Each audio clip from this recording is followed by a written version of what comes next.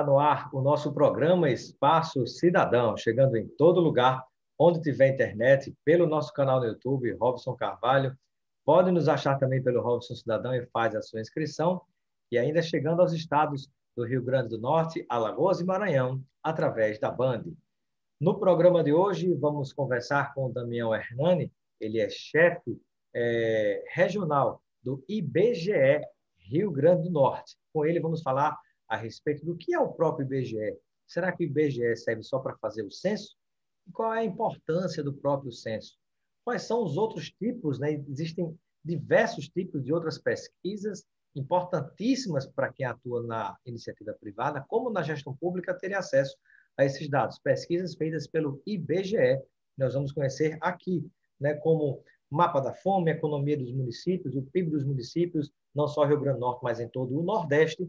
Falar também sobre desemprego, os reflexos da Covid-19, número de testagens, isolamento social, orçamentos familiares, a segurança alimentar, o mapa da fome, tudo isso e muito mais no programa de hoje aqui com o Damião Hernani, que é chefe da unidade regional do IBGE Rio Grande do Norte, falando sobre os dados do Estado e também do Nordeste. Seja bem-vindo, Damião, ao nosso Espaço Cidadão. Muito obrigado, Rob. Estamos à disposição. Prazer tê-lo conosco. Eu inicio com uma pergunta para que quem ainda não conhece exatamente o que é o IBGE. E se o IBGE serve só para fazer o censo?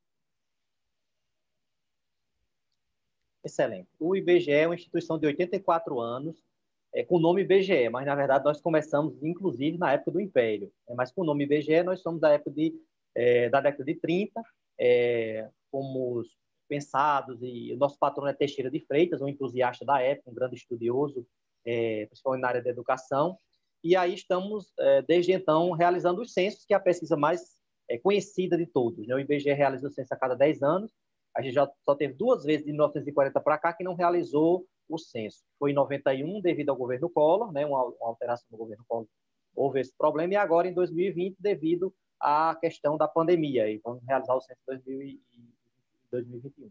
Aí, na verdade, o IBGE faz mais de 50 pesquisas e levantamentos além do censo. Tá? Nossa, mais de 50 pesquisas além do censo. Isso, mais de 50 pesquisas e levantamentos.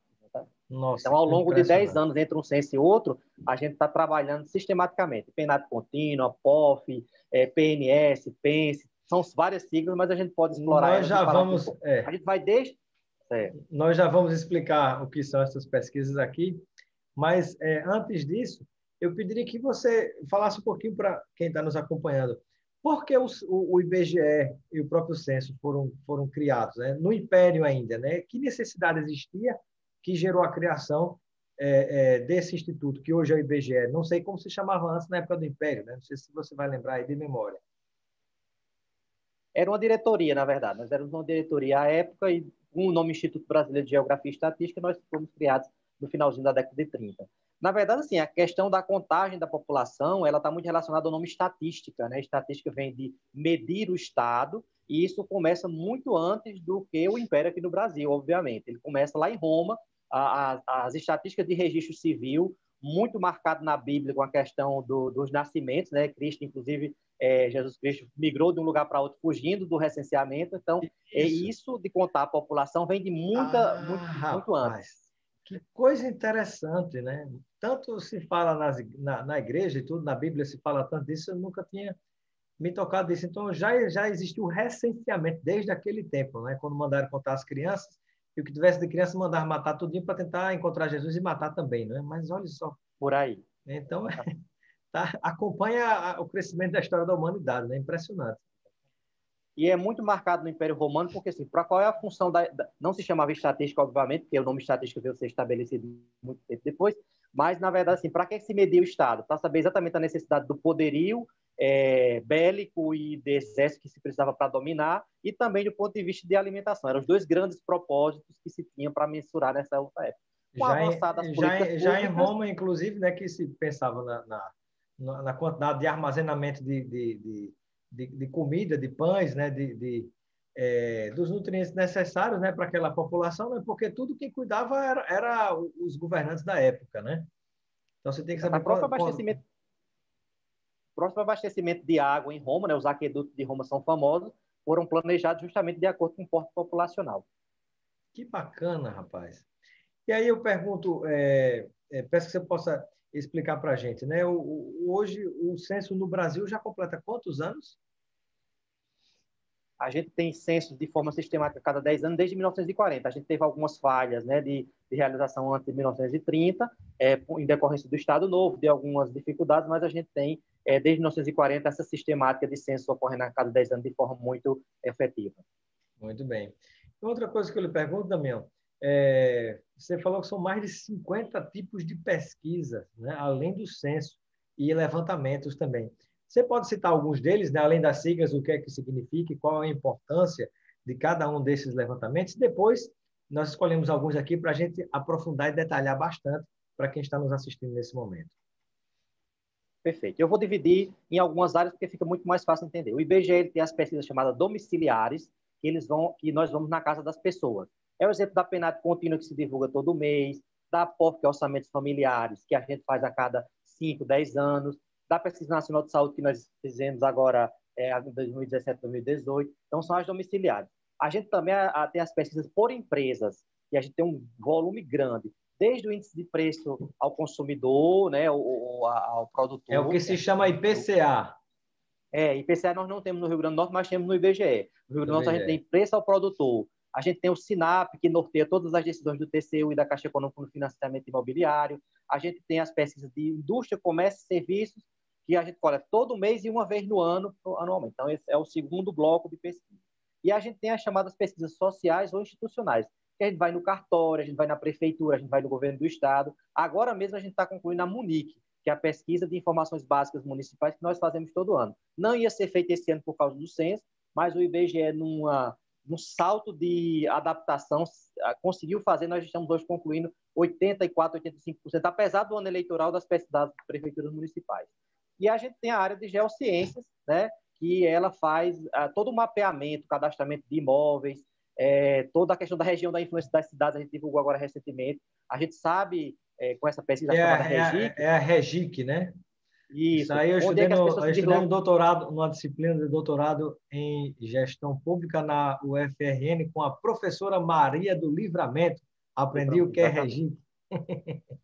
Eu acredito que agora está aposentada, né? Acabou de se aposentar a professora Maria do Livramento. Agora há pouquíssimo tempo, Isso. E aí a gente tem essa REGIC, que é importantíssima, né? Porque ela mostra, inclusive, o mapa de onde as pessoas vão comprar roupa, comprar equipamento médico, procurar assistência médica. Então, é importantíssimo. E, por último, a gente tem as pesquisas chamadas agropecuárias, que a gente faz as estimativas de produção, por isso que todo ano a gente divulga quanto vai ser a produção de grãos, de ovos, então a gente coleta ovos, couro, abate, produção silvícola, extração, faz todo esse tipo de levantamento. Inclusive, esse dado é utilizado para o Garantia Safra, que é muito importante aqui para o Nordeste. Tá? Então, a gente tem as agropecuárias que também complementam esse rol. Então, a gente tem esses blocos de pesquisas que se encaixam às outras 50, né? Para não ser muito específico. Nós podemos dar ideia para o telespectador, para o ouvinte, exatamente onde é que a gente tem de pesquisa. Mas, rapaz, é muito bacana, né? Porque a gente chega, de repente, vai no supermercado, vai lá no Nordestão, compra um ovo, não é? Compra o queijo, o leite, a manteiga, mas a gente não pensa, né, de onde é que aquilo veio, não pensa, né, na cabeça de cada produtor, de cada fabricante, né? Imagine só, né, ele parar, pensar, olha, quantas galinhas eu tenho que ter, quantos ovos eu tenho que produzir, para abastecer uma população inteira, né? Isso é muito bacana, é muito interessante. Daí a importância fenomenal dessas pesquisas, né, para a economia, para a saúde de um país, de uma nação, né? Sem informação, ninguém planeja, ninguém sabe para onde vai, né? Me permita só destacar isso que você fala, é muito importante. Recentemente, a questão de 15 dias atrás, nós tivemos uma reunião com o secretário de Desenvolvimento, o Jaime Calado, né? Ele convidou o IBGE, que está no processo de ampliação do desenvolvimento do Estado, e aí ele queria dados. Então, a gente está numa parceria, institucionalizamos uma parceria para que a gente forneça esses dados de forma sistemática, mês a mês, para ele alimentar justamente o hot site deles, para orientar os empreendedores que vêm para cá. Um outro detalhe, recentemente eu recebi também um investidor aqui na área de engarrafamento de água de coco, e ele queria saber qual a série histórica de produção de coco. Descongelou. Inclusive até 2018, né, que é um dado voltou. Ah, muito bastante bem. importante. Voltou a entrevista. É, Tinha congelado a você entrevista, conseguiu... mas voltou. Certo. Então, essa questão do produtor nos procurou e nós fornecemos, o IBGE fornece, os dados são todos livres, gratuitos. A gente atende toda a sociedade, universidades, toda a mídia, que vocês são, a imprensa, de uma maneira geral, são parceiros, né? Vocês são parceiros fundamentais para a gente, porque nos ajuda. Quando vocês divulgam, a pessoa sabe que está tendo coleta e abre as portas. Então, por isso que a gente tem uma parceria e tem o maior prazer em atender todos vocês sempre que possível. Muito bem. E eu gostaria, Hernando, que você pudesse agora, que nós pudéssemos falar um pouquinho sobre algumas dessas pesquisas mais recentes, né, que estão mais em evidência, né, além da situação do censo, que teve esse problema de ter sido adiado por causa da Covid-19, mas, por exemplo, pesquisa relacionada a orçamentos familiares, né, que trata, por exemplo, do mapa da fome e da questão da segurança alimentar. Né? Como é que se chama essa pesquisa? O que é que nós podemos encontrar nessa pesquisa? Até antes disso, eu lhe peço o seguinte: qualquer pessoa pode ter acesso a esses dados, a essas informações, elas estão no site do IBGE, onde é que a gente pode encontrar? Isso, o IBGE, ele tem, os dados são totalmente disponíveis e abertos para todos os brasileiros.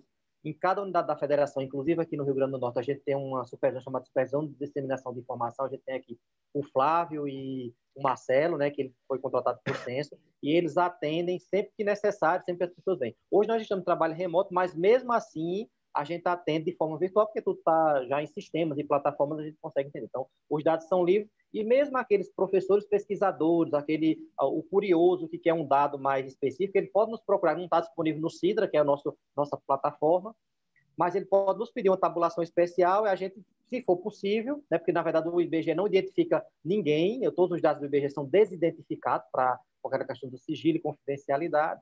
E aí o que ocorre é que, quando a pessoa precisa, a gente também atende, faz uma análise, baixa o microdado, faz análise específica para fornecer para essa específica. Leva um prazo maior, porque isso depende de se debruçar, né, para a limpeza de dados, mas a gente também atende nessa perspectiva. Muito bem. E aí, vamos lá, sobre orçamentos familiares, mapa da fome, segurança alimentar, o que é que nós temos para compartilhar com quem nos acompanha nesse momento pela Band e pelo canal do YouTube? Certo. Então, veja só, os orçamentos familiares, pesquisa de orçamentos familiares, ou POF, é uma pesquisa que tem sido realizada. Ela começou na verdade, em 1973, com outro nome, chamava CIENDEF, né, que era as despesas familiares. Só que ela, inclusive, é o maior cadastro, inclusive ele norteia hoje ainda a POF, né? Ele começou lá em 73. E aí, ao longo do tempo, a gente foi tendo a mudança para a POF, a gente teve POF 2002, 2003, 2008, 2009, e depois tivemos agora em 2017, 2018, que eu tive, inclusive, o prazer de coordenar a pesquisa aqui no Rio Grande do Norte. Né? Eu estava com a equipe de campo nessa pesquisa. Então, nós passamos 9 dias na casa das pessoas, registrando absolutamente tudo. Nós não, né? Na verdade, a gente entrega uma caderneta para essas pessoas e eles registram absolutamente tudo que eles consomem e gastam durante esses 9 dias. E aí a gente faz isso, inclusive atualiza a cesta básica, a cesta de inflação, os indicadores de inflação. Então, todos os dados de inflação foram atualizados agora recentemente, 2017, 2018. Só para ter um destaque, açaí, por exemplo, que era um item que não constava em 2008, 2009, de forma sistemática no Brasil. Hoje, se você olhar o mapa da POF, açaí está do norte ao sul. Né? Então, a gente tem... Tem açaí em todo canto do Brasil, né? E dentro, em todo canto do Brasil. Não com a tradição que se come lá no norte, né, que tem uma tradição própria, a alimentação é baseada mais na alimentação salgada. A gente aqui come doce, né? O açaí daqui que a gente consome no resto do Brasil é doce. Então, o que é que ocorre?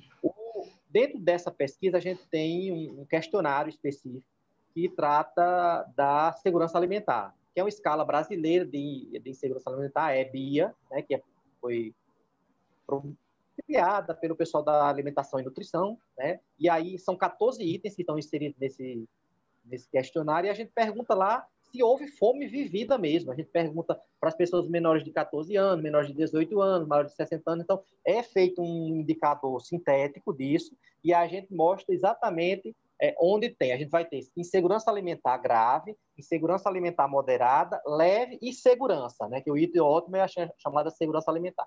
Segurança é quando a família consegue prover toda a alimentação necessária para aquele grupo familiar. E insegurança grave é quando pelo menos um membro da família, em algum momento daquele período investigado, ele viveu a fome de fato. Tá? E aí a gente tem, o último dado que a gente tinha era 2013. E quando a gente compara 2013 com 2017, 2018, que foi a pesquisa realizada nesse período, a gente teve um aumento, não apenas no Brasil, como também no Rio Grande do Norte. Então, no Rio Grande do Norte, a gente Mas teve atingiu aí aumento que 81 milhões de... Mas teve aumento de quê? De mais segurança alimentar ou Insegurança alimentar. o aumento de fome?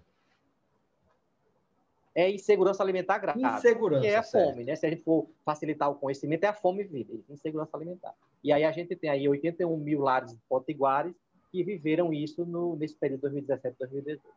Nossa. E quando a gente pensa em termos de E aí, assim, a Nordeste, gente pode... por exemplo, quando a gente pensa em termos de Nordeste, o que é que nós Em termos podemos do dizer em Nordeste, relação a essa questão da fome? nós hoje temos 7,6%, né? Esse foi o nosso indicador, 7,6% da população, que a gente empata com Alagoas e fica atrás do Maranhão, que é 10,3% da população em 7,6%? segurança alimentar. Isso. Então, assim, isso é um indicador alto, né? Então, quase 10% da população nesse período 2017, 2018 viveu isso, né? Enquanto a gente destacar o período, né? A gente não tem o efeito pandemia nesses dados ainda. Na próxima pesquisa, a gente pode até captar, mas nesse dado a gente ainda não tem o efeito pandemia. E a gente se aproximou, inclusive perdeu para o Piauí. Piauí, tradicionalmente, tem indicadores também mais negativos, né? Em desemprego, nessa questão de alimentação, saneamento, mas a gente passou deles, né? A gente está em terceiro lugar, empatado com Alagoas, nesse segurança alimentar grave. Estamos conversando com Damião Hernani, chefe da unidade regional do IBGE Rio Grande do Norte, falando sobre dados importantíssimos do IBGE, não só em relação ao Rio Grande do Norte, mas também em relação a boa parte do Nordeste do Brasil e a importância do IBGE, os tipos de pesquisa que você, que atua na área pública ou privada, pode ter acesso e vai facilitar o seu planejamento, sobretudo no momento onde é tão importante nós termos informação para tomar decisões. E, Hernani, vamos falar agora sobre uma outra pesquisa, né, que é sobre o mapa do desemprego, não só o caso do Rio Grande do Norte, mas também o Nordeste. Como se chama essa pesquisa e o que é que nós temos de informação a respeito?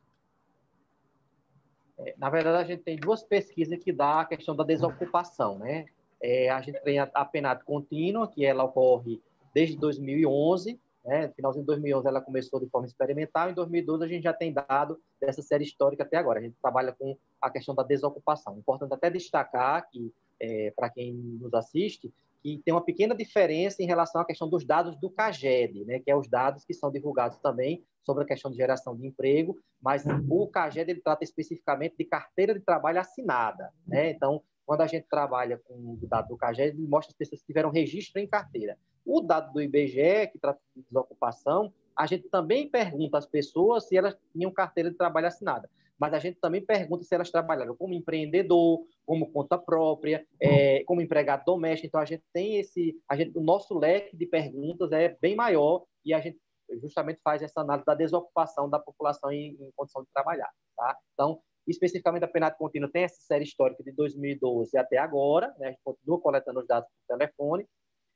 e a gente teve a PNAD Covid, né? Que é uma pesquisa específica com a mesma base amostral, só que a gente fez especificamente para a Covid. Explicando para o telespectador que essa sigla PNAD significa Pesquisa Nacional por Amostra de Domicílio. Por amostra de domicílio, né? Por isso PNAD.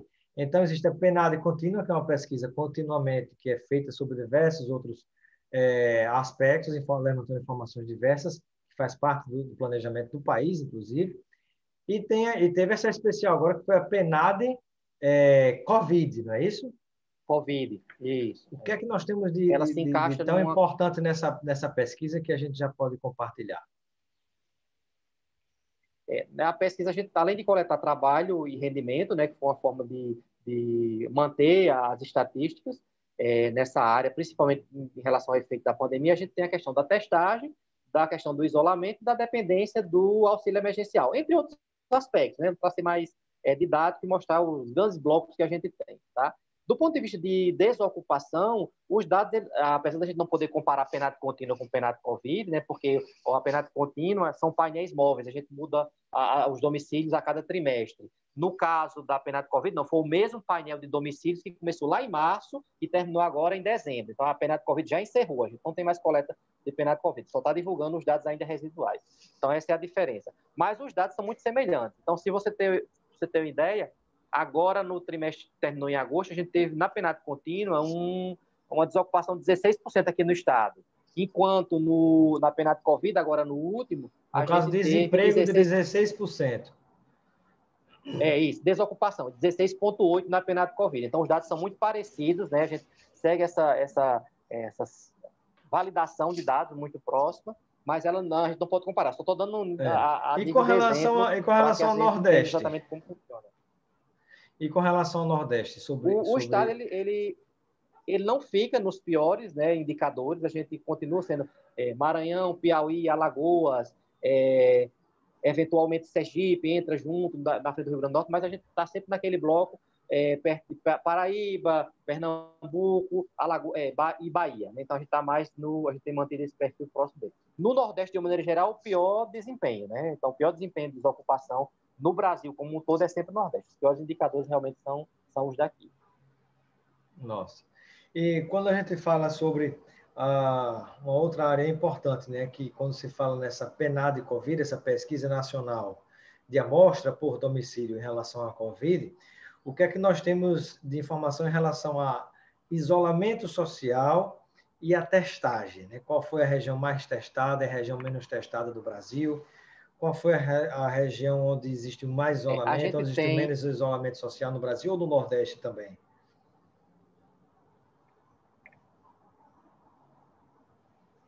O Estado, ele manteve também, está mais ou menos no meio, né? O Estado continua no meio dos 9 estados, ele continua com essa taxa de... Hoje a gente teve, nos últimos dados da PNAD Covid, a gente teve 62% de pessoas rigorosamente isoladas, né? De julho até novembro, né? Embora a gente tenha contingentes que mudam, né? A gente tem um perfil de pessoas que não fez restrição nenhuma. E isso aumentou ao longo desses meses, né? De julho para cá, por exemplo, a quantidade de pessoas que referiam na pesquisa, de famílias que referiam na pesquisa, aumentou de 41 para 203 sem restrição nenhuma, né? Aí, do mesmo modo, a quantidade de domicílios, né, a gente caiu de 1.078 domicílios para 405 domicílios que diminuíram o isolamento. Então, esse é o perfil. O Nordeste segue essa mesma tendência, né? A gente aumenta a quantidade de pessoas que não tiveram mais restrições e diminui aquelas que estavam com restrição absoluta, né? Então, sendo o Rio Grande do Norte participando no meio, né, dessa curva, estando atrás de estados maiores, por exemplo, o Ceará avançou muito na redução do isolamento, né? E a Bahia também reduziu bastante essa questão do isolamento. Muito bem. E essas informações em relação à Covid, isolamento social, elas estão disponíveis para o cidadão acessar ou tem que fazer alguma solicitação? Não, todas elas estão disponíveis. O IBGE tem um hot site, né, PNAD Covid, né, IBGE Covid-19, e pode colocar lá no site, você tem todos os indicadores. Não só esse, como todos os demais que a gente produziu, né, ao longo dessa pandemia. Ô, Damião, nós estamos conversando com o Damião Hernani, que é o chefe da unidade regional do IBGE, Rio Grande do Norte.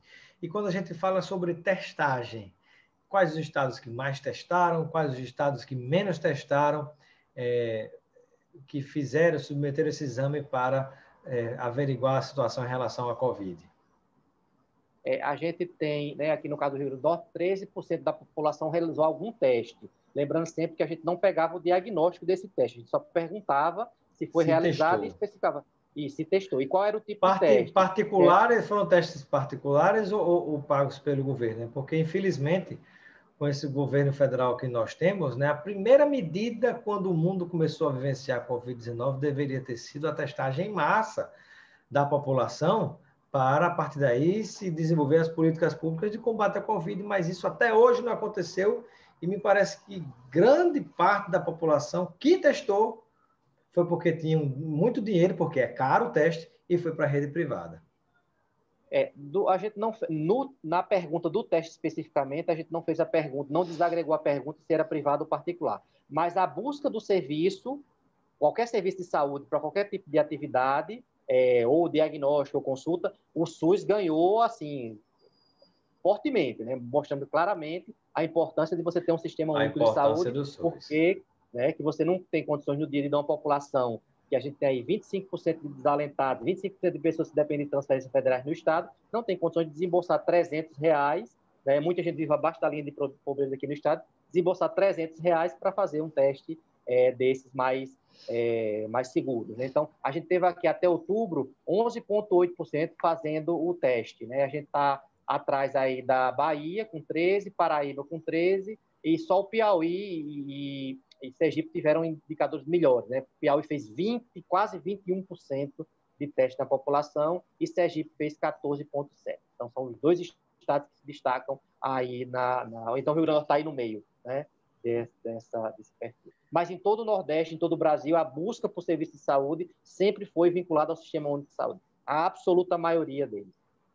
A gente, inclusive, tem uma pesquisa do IBGE que mostra que 80% da população é SUS dependente, né? Aqui no estado é até menor. Aqui a gente tem 70 e pouco. É um estado ainda que as pessoas conseguem pagar plano de saúde. Isso da PNS, da PNS, que é a Pesquisa Nacional de Saúde. A gente mostra que a gente ainda tem uma dependência menor, embora, assim, é 30% da população que tem acesso a plano de saúde.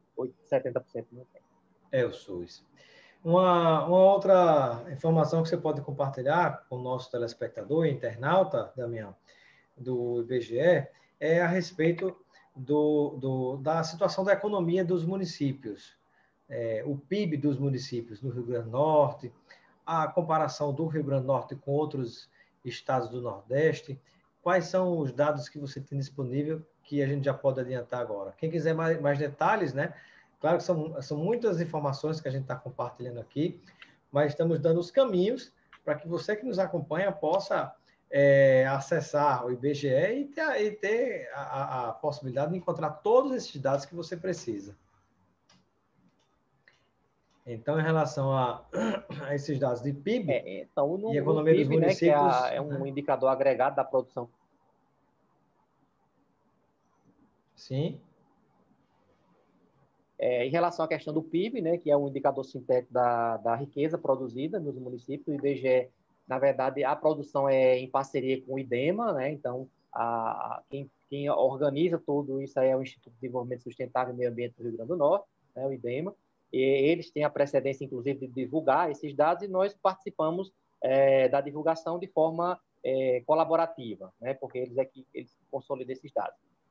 A gente começar por Natal, por exemplo, a gente caiu de 9 posições. Nós éramos no 31º, né, no último levantamento, e agora, em 2018, a gente passou para a 40ª posição. Tá? Então, o produto interno bruto, né, de Natal é 23,8 bilhões de reais, né, no ano de 2018. Então, mostra que a gente caiu aí, embora a gente ainda esteja num perfil, né, que é entre os 3 municípios do Nordeste, ou nos municípios do Nordeste, a gente ainda se destaca bastante, né, como PIB.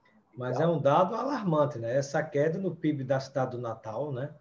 Que, na verdade, lamentavelmente, há mais de 7 décadas, de um modo ou de outro, acaba sendo governada pelos mesmos grupos ou por pessoas colocadas por esses grupos, né? Sobretudo de Alves e Maia, quando não diretamente, são pessoas ligadas a eles, né? E veja a situação que nós temos no impacto da economia na cidade do Natal, capital do Rio Grande do Norte, de ter esses dados terríveis realmente, de uma queda contínua, né, do nosso PIB. É muito triste isso.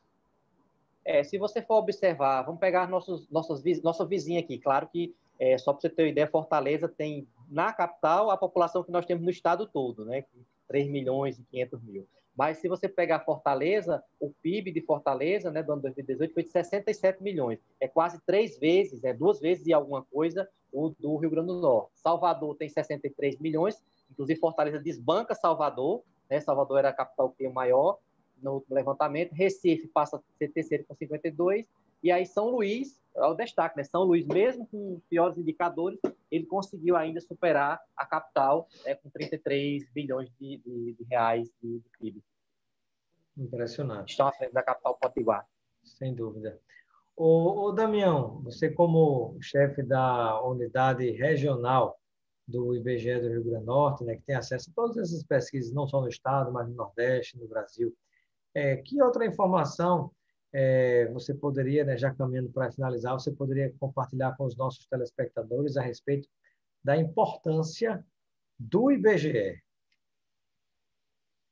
Veja, esse dado do PIB, por exemplo, ele é um dado extremamente importante, né? A gente tem aí, Por o quê? IBGE acompanha, o IBGE acompanha exatamente a evolução do Estado. Se você observar, a gente continua com o perfil de Natal, Mossoró, Parnamirim, Macaíba e São Gonçalo deter quase 60% do PIB, né? Mostrando uma grande concentração mesmo do investimento, do desenvolvimento nesses municípios, tá? Municípios, inclusive, tirando Macaíba, todos os demais acima de 100 mil habitantes.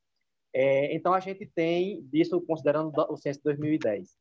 Então, a gente tem esse perfil que mostra, que norteia o tomador de decisão, né, o gestor público, em como fazer. A gente tem um estado que mais de 90%, que mais de 90 municípios do 167 tem até 10 mil habitantes, o que significa que a base de arrecadação, a dependência da transferência federal ou estadual é muito pequena, o que requer realmente um investimento muito maior em políticas públicas de transferência de renda. O outro dado que o IBGE tem, inclusive da própria POF, E veja, antes de falar do outro dado, veja como é importante a redistribuição do orçamento da União, né? Que nós temos uma pirâmide invertida. Os maiores problemas não estão no topo da pirâmide, que é o governo federal. Estão no Estado e mais ainda na base da pirâmide, que são os municípios, mas é que menos recebe recursos, né? O governo federal fica com 62%, 23% divide para os 27 estados e o restante 15% para mais de 5.500 municípios brasileiros. Então, veja que a gente tem uma pirâmide invertida. E até agora, a história de mais Brasil e menos Brasília não saiu do papel. Isso é uma coisa sistemática, histórica, né? Se você for observar, quando o legislador... quando o Já foi pior na sabe, ditadura militar, né? Porque houve um tempo que o repasse para os estados era de 6%, né? Era de 6%. Quando voltaram as eleições diretas, passou para 12%, e aí veio subindo ao longo do tempo. E quando você observa que na Constituinte, né, que gerou a Carta Magna de 88, o que se estabeleceu é que restava ao município ser o maior provedor de serviços, ao Estado, em linhas gerais, coordenar, e à União, de uma forma geral, coordenar de forma mais global. Mas hoje a gente ainda tem a União provendo serviços, que é uma forma estranha, né? Só para você ter ideia, na saúde, muitos hospitais federais ainda, o Estado ainda tendo que dar suporte a muitos municípios, não conseguindo avançar na área de coordenação, e os municípios super carregados dessa questão da prestação de serviço com menor orçamento e com a base de arrecadação nenhuma, né? Porque, se você for observar, IPTU e ISS praticamente é inexistente no interior, né? Principalmente naqueles que não têm grandes empreendimentos. Então, esse é o perfil que se tem no Estado e o IBGE ele tem retratado isso. No próprio PIB, se você observar os maiores crescimentos, eles são justamente aqueles que estão com o avanço da energia eólica. E um detalhe importante, né? Que pode até parecer, eu não sou economista, né? Mas eu gosto muito de fazer a leitura. Veja só, o que nós estamos vivendo ainda é o processo de instalação das eólicas, né? Que tem todo o investimento de infraestrutura, estradas, as torres.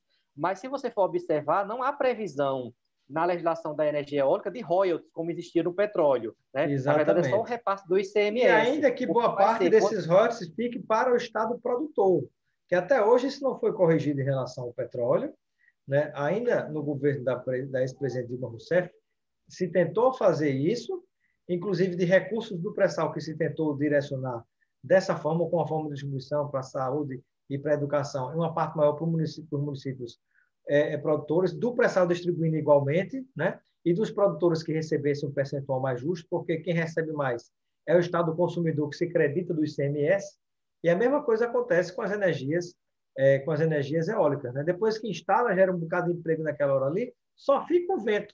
E royalties, quando tem, só para o dono daquela terra. Então, mais uma vez, concentrando recursos. Esse processo está até hoje parado no Supremo Tribunal Federal com a ministra Carmen Lúcia e ainda não saiu do canto. Existem grandes desafios, né, para o Nordeste. O Nordeste tem uma dívida histórica. Os nossos próprios indicadores mostram que nós tínhamos dois indicadores importantes que a gente divulga sistematicamente, que é a expectativa de vida e mortalidade infantil, que é um indicador do desenvolvimento de uma sociedade. Em 1940, a expectativa de vida era em torno de 45 anos, nos estados do Nordeste, né? No Brasil um pouco melhor, nos outros estados. A nossa mortalidade infantil, inclusive a do Rio Grande do Norte, era primeiro lugar, 200 óbitos infantis a cada 1.000 nascidos vivos. Isso foi melhorando, mostrando que nós tivemos uma capacidade de reação muito forte, conseguimos aproveitar bem essas políticas, mas ainda assim a gente tem os piores indicadores comparando o estado como um todo. A expectativa nós avançamos, principalmente com mulheres. Hoje o estado, por exemplo, tem a expectativa de vida feminina de 80 anos, que é similar ao caso de Santa Catarina, que Santa Catarina e Rio Grande do Sul são os melhores indicadores. A gente conseguiu, isso significa que a gente conseguiu incorporar muito desses avanços, né? Os estados do Nordeste conseguiram avançar muito nesse sentido. Sem dúvida. E finalizando, você ia citar alguma coisa em relação à pesquisa do orçamento familiar? Eu acabei me perdendo na pesquisa dos orçamentos familiares, mas de uma maneira geral, sim, lembrei, muito importante. Esse dado da pobreza, Robson, veja só, os mesmos domicílios que estão em segurança alimentar grave são os mesmos domicílios que têm a falta de acesso a saneamento básico, a coleta de lixo, a esgotamento sanitário. Ou seja, é um conjunto de indicadores que sobrecarregam nessas famílias a desigualdade. Né? Se você aliás, essas famílias vivem um conjunto de exclusão, né? Isso. Daí a importância de você ter políticas de transferência de renda, que não é o senso comum mostra que transferência de renda é só uma questão brasileira, e não é. Na verdade, a gente entrou atrasado nessa história de transferência de renda. Né? E a transferência de renda é muito importante porque eu aponto três elementos fundamentais. Como estudioso hoje da administração pública, eu entendo o seguinte: a gente tem 3 caminhos para a questão da melhoria da desigualdade e desses indicadores negativos de pobreza e de falta de desenvolvimento. O primeiro deles é o estímulo ao desenvolvimento econômico. Isso tem que ocorrer. Né? Então, isso é um aspecto fundamental. O outro é o incentivo às políticas de educação e de formação das pessoas. Né? A Coreia, por exemplo, a Coreia do Sul é um exemplo disso. Né? Ela investiu no desenvolvimento, investiu na formação das pessoas e logrou êxito. Nesse meio tempo, tem o terceiro. Isso. E nesse meio tempo tem um terceiro pilar, que é a transferência de renda. Porque para garantir que essas pessoas continuem estudando, se formando, enquanto o desenvolvimento não matura, porque quando eu tenho um incentivo fiscal para uma empresa, precisa de maturar isso em determinado lugar. Né? Enquanto isso não ocorre, para que essas pessoas tenham o próprio sustento, eu preciso das transferências federais, que é os bolsos, o auxílio emergencial, para essas pessoas conseguirem se manter. Sem contar que eu tenho um ciclo geracional recorrente. Às vezes, aquele sujeito que está com 45, 60 anos, ele não vai conseguir mais avanço tão grande, ele vai depender justamente dessas transferências para sobreviver até o final da vida. Nosso investimento maior tem que ser realmente nessa área da educação, na juventude, para que a gente consiga reduzir esse ciclo de desigualdade que ele é recorrente no Brasil de longo tempo, né? Esse história, principalmente no Nordeste. Ele não é uma coisa, não é um fenômeno recente e permanece. Perfeito. Agradeço a participação de Damião Hernani no nosso programa Espaço Cidadão. Seja sempre bem-vindo e eu deixo o momento final para suas despedidas junto a todos aqueles e aquelas que nos acompanham nesse momento. Eu, como representante do IBGE, eu gostaria de agradecer, né, a Robson pela oportunidade de estar aqui falando sobre o IBGE. Também tenho um agradecimento especial a todos que nos ouvem, porque todos são informantes do IBGE, cada brasileiro é informante do IBGE, seja na empresa, seja na própria casa, seja na instituição de trabalho. Então, a gente agradece, pede sempre que abra as portas do IBGE. A gente tem vários canais de verificação dos nossos entrevistadores, para não ter nenhum tipo de problema de falsidade, né? Enfim, de questões de invasão de privacidade. O IBGE trabalha com sigilo e confidencialidade, então todos os dados são desidentificados. E a gente agradece muito porque nosso nível de recurso para as entrevistas do IBGE é pequenininho, né? Mesmo a gente indo na casa das pessoas todos os dias, né, estando lá perturbando, pedindo os dados, mas elas nos contribuem. Então, a gente queria agradecer, dizer que a gente continua com as coletas por telefone. Hoje o IBGE não está indo na casa das pessoas, né, pela questão da pandemia, para a segurança tanto dos nossos servidores, mas também da população em geral. Então, quando o IBGE entrar em contato por telefone, por favor, nos atenda para a gente poder continuar divulgando esses dados e retratando o Brasil, que é a nossa missão. Muito obrigado, Hernani.